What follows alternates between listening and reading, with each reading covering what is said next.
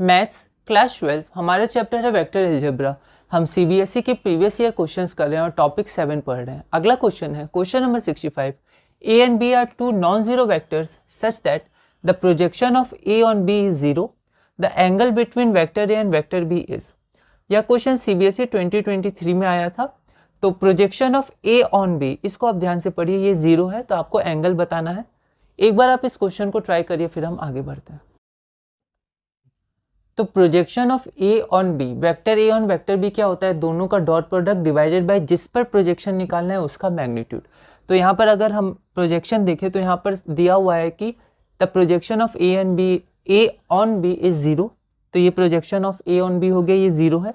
तो यहाँ से मैग्नीट्यूड तो जीरो होगी नहीं, क्योंकि बी क्या है? नॉन जीरो वेक्टर है, ठीक है। तो ये नॉन जीरो होगा, तो ये तो जीरो होगा नहीं, तो A dot B equal to zero है।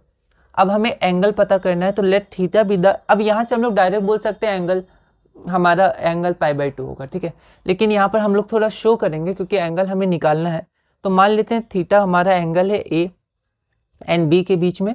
तो डॉट प्रोडक्ट का डेफिनेशन, उसका फॉर्मूला रेडी। तो यहाँ डॉट प्रोडक्ट का जो फॉर्मूला है वो क्या है?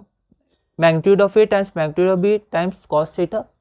तो ये जीरो है इक्वेशन 1 से, और ये दोनों क्या है? नॉन जीरो है। नॉन जीरो है तो जीरो कौन होगा? इस इक्वेशन को वैलिडेट करने के लिए कोई तो जीरो होगा, तो ये थीटा ही जीरो होगा।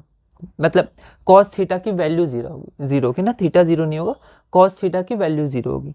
तो यहाँ पर इसकी वैल्यू को जीरो की है क्योंकि ये दोनों जीरो होंगे नहीं। जीरो को लिख सकते हैं कॉस π/2, तो थीटा हमारा π/2 हो जाएगा, ठीक है। यहाँ हम लोग कॉस को कैंसिल करके दिखाएंगे नहीं, और ये ऑप्शन ए हमारा हो जाएगा। तो इस वीडियो में हमने क्वेश्चन नंबर 65 पूरा किया। अगली वीडियो में हम क्वेश्चन नंबर 66 करेंगे और टॉपिक 7 में आगे बढ़ेंगे।